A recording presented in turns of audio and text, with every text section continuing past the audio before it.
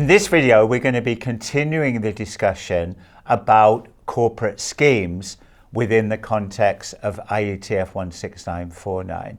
And we're particularly going to be focusing on undertaking audits in corporate scheme clients. Again, I'm really pleased to be joined by Devin for this discussion video.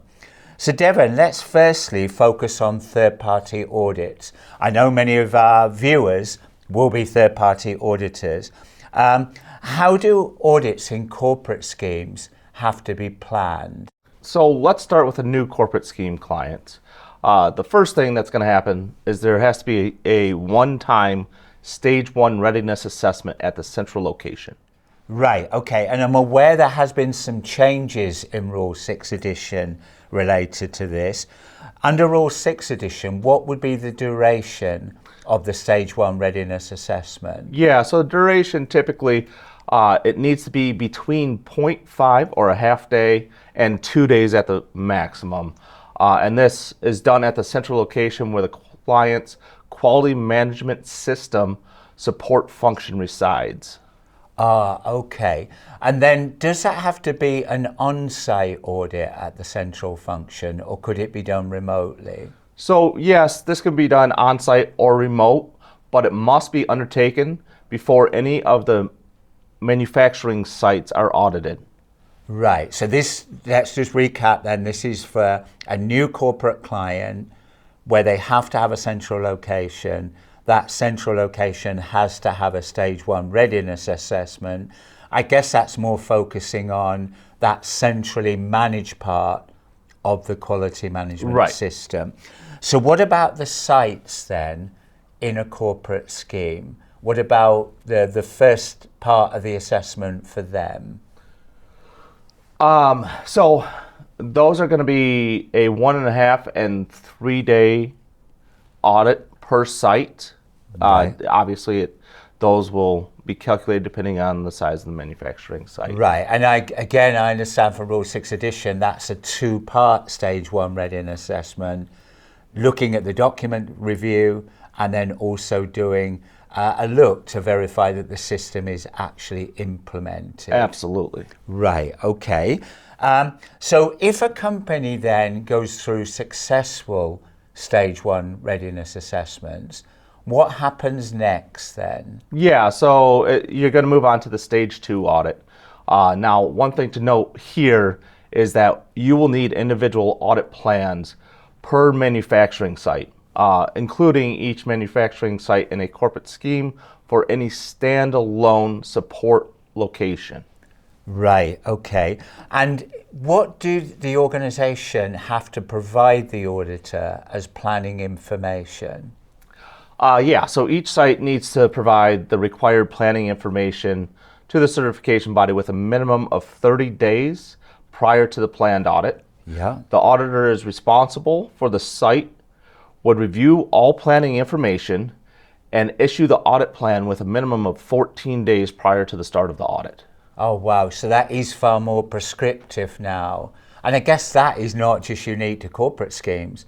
That would also be any site that is certified to IATF. Yes, correct. Yeah, they provide the planning information minimum 30 days before the auditor reviews that. And I believe now they have to have a half a day to do the audit planning.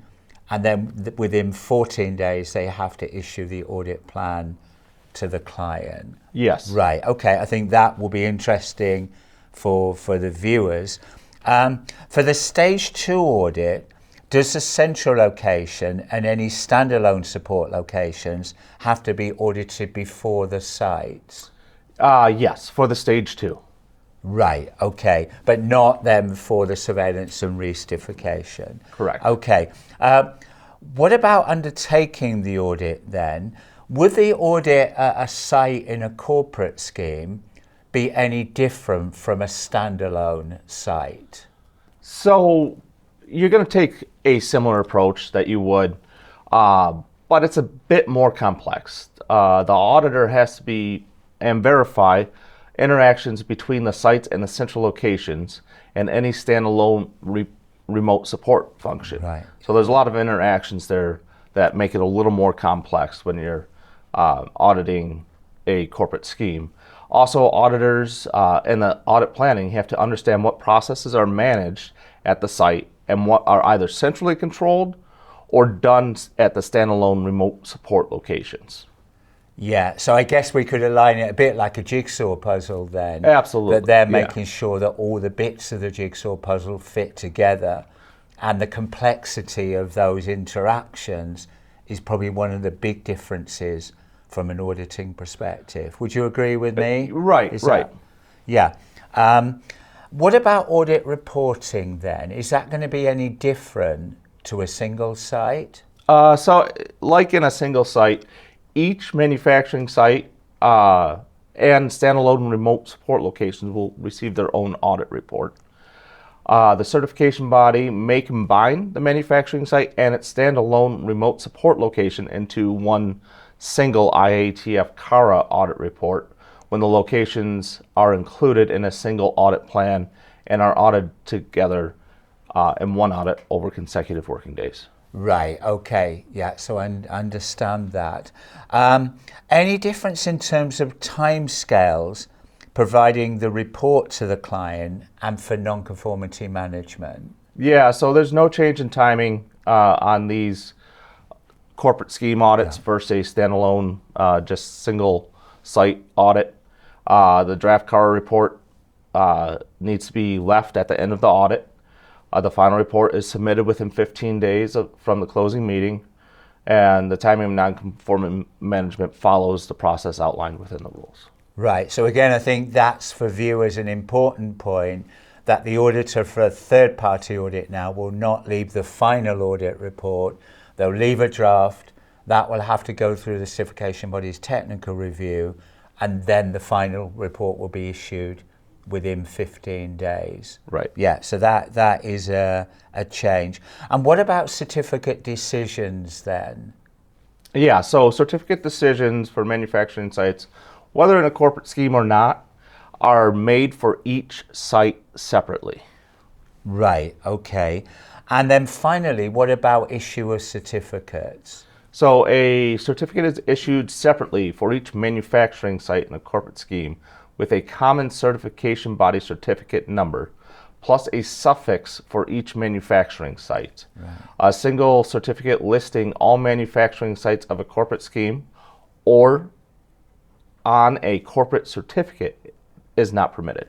Right, okay. And viewers, I know on this video we've concentrated more on the third-party audit process.